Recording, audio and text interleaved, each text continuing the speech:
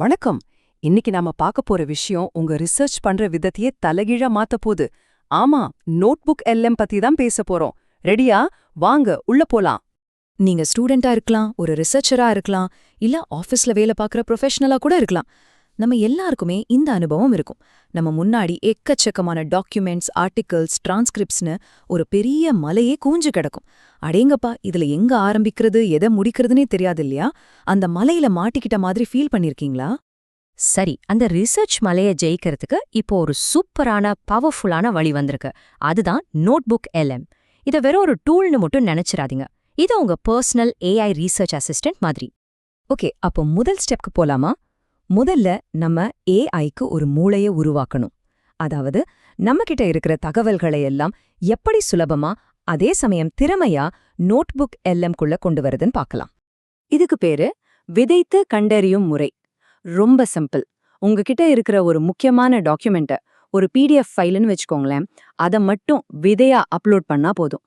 அடுத்ததா அதோட தலைப்பை காப்பி பண்ணி டிஸ்கவர் ஃபீச்சர்ல போட்டிங்கன்னா அவ்வளோதான்.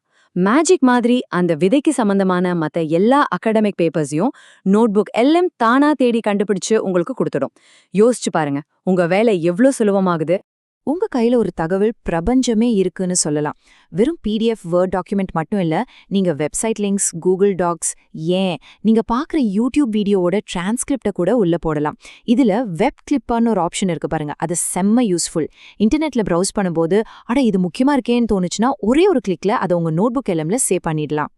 சரி, இப்போ நம்ம ஏஐ மூளையில எல்லா தகவலையும் ஏத்தியாச்சு. அடுத்து என்ன? வெறும் டேட்டாவை வச்சுக்கிட்டு என்ன பண்றது இல்லையா? அந்த டேட்டாக்குள்ள ஒளிஞ்சிருக்கிற விஷயங்களை இப்படி வெளியே கொண்டு வருது. ஒண்ணுக்கொன்னு சம்பந்தம் இல்லாத மாதிரி தெரியிற விஷயங்களுக்கு நடுவுல இருக்கிற கனெக்ஷனை எப்படி கண்டுபிடிக்கிறதுன்னு இப்ப பார்க்கலாம். இதுக்கு பேரு திமேட்டிக் கிளஸ்டரிங்.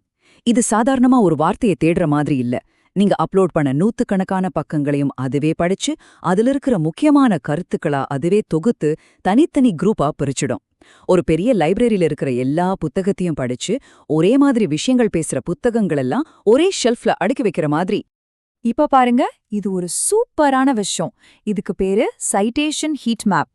சிம்பிளா சொல்லணும்னா, உங்ககிட்ட இருக்கிற பேப்பர்ஸ்ல எந்த பேப்பரை மேற்கோள் காட்டியிருக்கு, அதாவது சைட் பண்ணிருக்குன்னு இது ஒரு மேப் மாதிரி காட்டும். இத வச்சு உங்க டாபிக்ல எந்த ஆர்டிக்கிள் ரொம்ப முக்கியமான, அதிகமா பேசப்பட்ட ஆர்டிக்கிள்னு நீங்க ஒரே நிமிஷத்துல கண்டுபிடிச்சிடலாம். யோசிச்சு பாருங்க, உங்ககிட்ட ஒரு 300 பக்க தீசஸ் இருக்கு. அதுல இருக்கிற வரலாற்று நிகழ்வுகளை வரிசைப்படுத்தணும்னா எவ்வளவு நேரம் ஆகும்? தலை சுத்திடும் இல்லையா? ஆனா நோட்புக் எல்எம் கிட்ட அதை கொடுத்தா போதும், சும்மா நொடி பொழுதுல அதுல இருக்கிற எல்லா முக்கியமான வருஷங்களையும் நிகழ்வுகளையும் வரிசைப்படுத்தி இப்படி ஒரு அட்டகாசமான டைம்லைனை உங்க கண் முன்னாடி கொண்டு வந்துடும். ஓகே, இப்போதான் ரொம்ப இன்ட்ரெஸ்டிங்கான பாட்டுக்கு வந்திருக்கோம். இது வரைக்கும் டேட்டாவை சேகரிச்சோம், அதை அனலைஸ் பண்ணோம். இப்போ அந்த அனாலிசிஸ்லேருந்து கிடைச்ச விஷயங்களை வச்சு நாம எப்படி புதுசா சில விஷயங்களை உருவாக்க போறோம்னு பார்க்கலாம். இங்க பாருங்க, இந்த ஓபிடி எவ்வளவு பவர்ஃபுல்னு. ஒரு பக்கம் மணிக்கணக்கா உட்கார்ந்து படிக்க வேண்டிய 300 பக்க தடித்த புத்தகம், இன்னொரு பக்கம் அதே புத்தகத்தோட சாராம்சத்தை நொடிகள்ல உருவாக்கின ஃபிளாஷ் கார்ட்ஸ், மைண்ட் மேப்ஸ். அதாவது கடினமான வேலையை ரொம்ப சுலபமா மாத்துது. இது நிஜமாவே ஒரு கேம் சேஞ்சர் தான். ஃபிளாஷ் கார்ட்ஸ் உருவாக்குறது ரொம்பவே சுலபம். வெறும் 3 ஸ்டெப் தான். முதல்ல நோட்புக் எல்எம்க்கு ஒரு கமாண்ட் கொடுக்கணும், எனக்கு சிஎஸ்வி ஃபார்மேட்ல ஃபிளாஷ் கார்ட்ஸ் வேணும்னு. அது கொடுத்த டேட்டாவை காப்பி பண்ணி கூகுள் ஷீட்ஸ் மாதிரி ஒரு ஸ்ப்ரெட்ஷீட்ல பேஸ்ட் பண்ணுங்க. கடைசியா அந்த ஃபைல குவிஸ்லெட் மாதிரி உங்களுக்கு பிடிச்ச ஸ்டடி ஆப்ல இம்போர்ட் பண்ணிட்டா உங்க ஃபிளாஷ் கார்ட்ஸ் ரெடி. ரிவிஷன் பண்றது இனிமே ரொம்ப ஈஸி. இப்ப நீங்க கேட்டீங்க இல்லையா, அதுதான் நோட்புக் எல்எம் உருவாக்குன ஒரு ஆடியோ சம்மரி. எவ்ளோ இயல்பா ஒருத்தர் நம்ம கிட்ட பேசுற மாதிரி இருக்கு பாருங்க. ஆனா இதுல ஹைலைட்டே வேற, இந்த ஆடியோ கூட நீங்க பேசலாம். ஆமாங்க, அதுகிட்ட நீங்க கேள்விகள் கேட்டா அது பதிலும் சொல்லும். ஒரு ஏஐ அசிஸ்டன்ட் உங்களுக்கு பாடம் நடத்துற மாதிரி இருக்கும். நோட்புக் எல்எம் தனியாவே ரொம்ப பவர்ஃபுல். ஆனா அதை மத்த ஏஐ டூல்ஸ் கூட சேர்த்து யூஸ் பண்ணும்போது அதோட சக்தி பல மடங்கு அதிகமாகும். சொல்லப்போனா இது ஒரு ஏஐ பவர் அப் மாதிரி. நோட்புக் எல்எம் சென்டரா வச்சு ஒரு முழுமையான ஏஐ ரீசர்ச் ஒர்க் ஃப்ளோவை எப்படி உருவாக்குறதுன்னு இப்ப பார்க்கலாம்.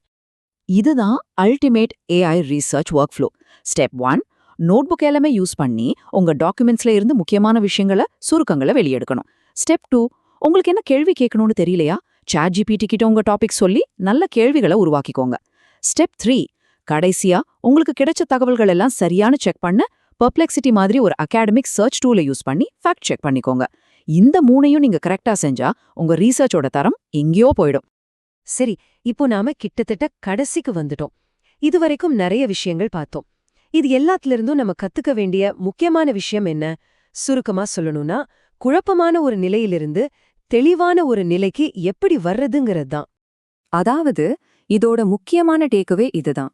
இனிமே நீங்க வெறும் டாக்குமெண்ட்ஸை சேகரிச்சு வைக்கிற ஒரு ஆளா இருக்க மாட்டீங்க. அதுக்கு பதிலா அந்த டாக்குமெண்ட்ஸ்ல இருந்து புது புது இன்சைட்ஸ், அதாவது நுண்ணறிவுகளை உருவாக்குற ஒரு கிரியேட்டரா மாறுவீங்க. சோ உங்க ரிசர்ச் முறையை அப்கிரேட் பண்ண நீங்க ரெடியா?